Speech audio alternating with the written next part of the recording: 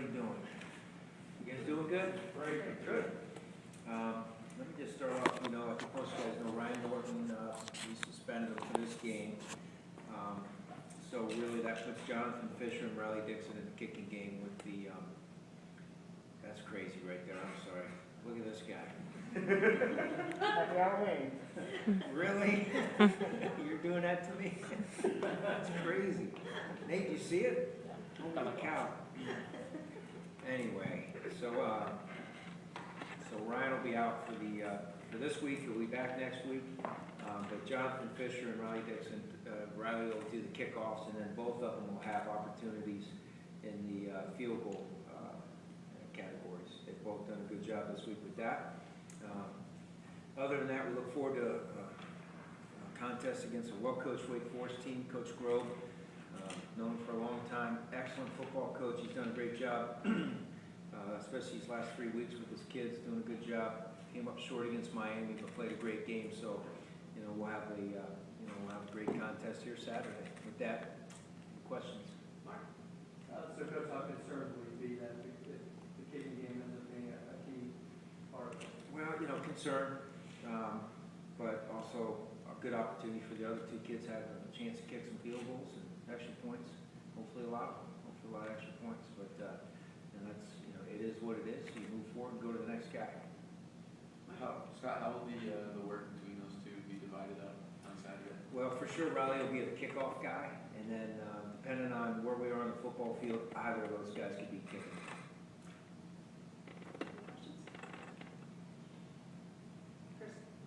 Saturday, I can't talk specifics, and it was a product probably of bad timing on their end, and actually getting the perfect offer.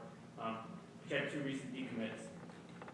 How much do you think the lopsided nature of a loss plays into that, and how important is the rest of the season going forward? Very little, to be quite honest with you. Like you said, can't speak to the specifics of recruiting and those recruits, but you're gonna have sways both ways throughout recruiting. When you lose a guy here or you gain a guy here, you really understand that that's part of the process.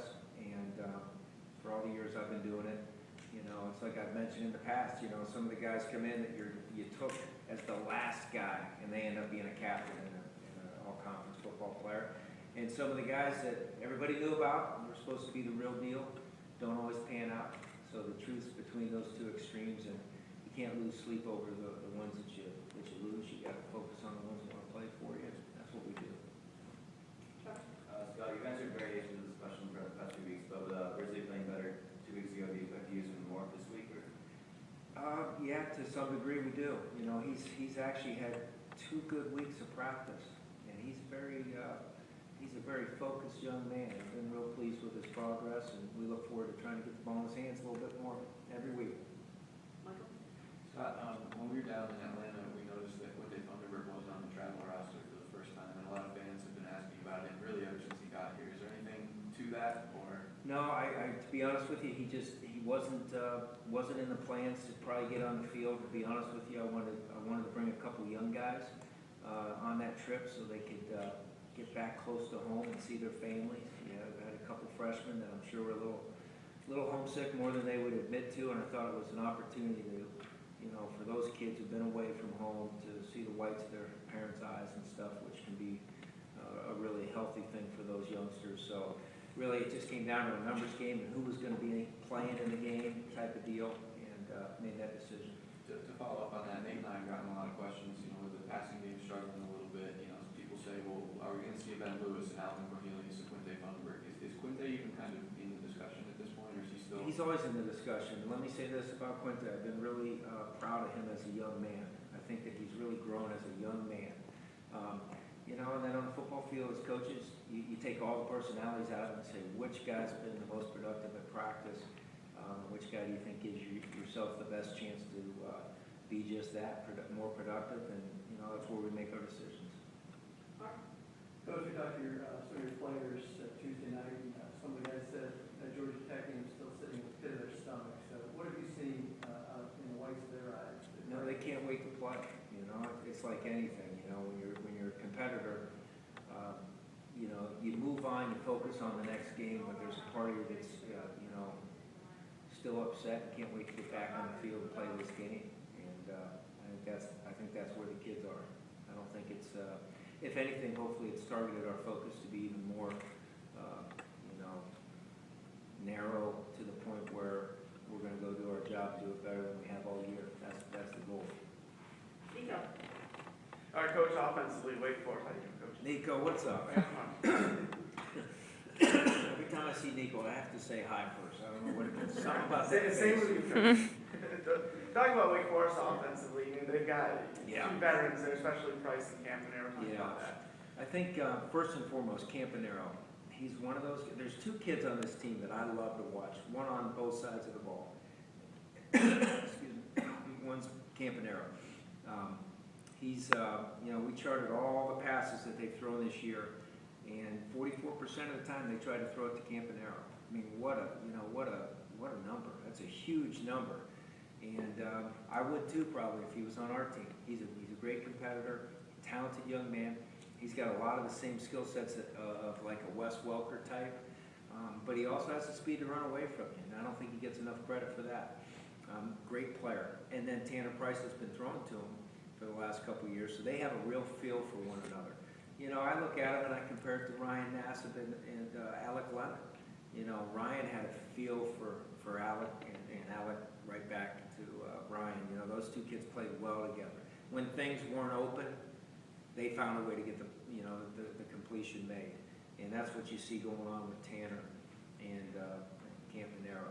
On the other side of the ball, this Whitlock, he's a nose guard, and I don't know the last time I've heard people talk about a nose guard this much.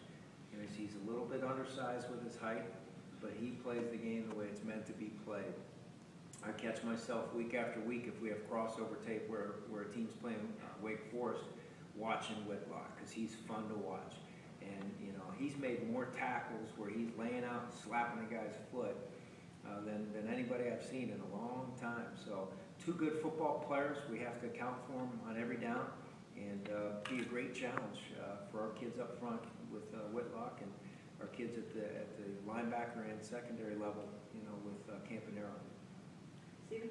Talking with Jay Bromley this week, he said he expected significantly more reps. Obviously, without John, there's some reps to fill.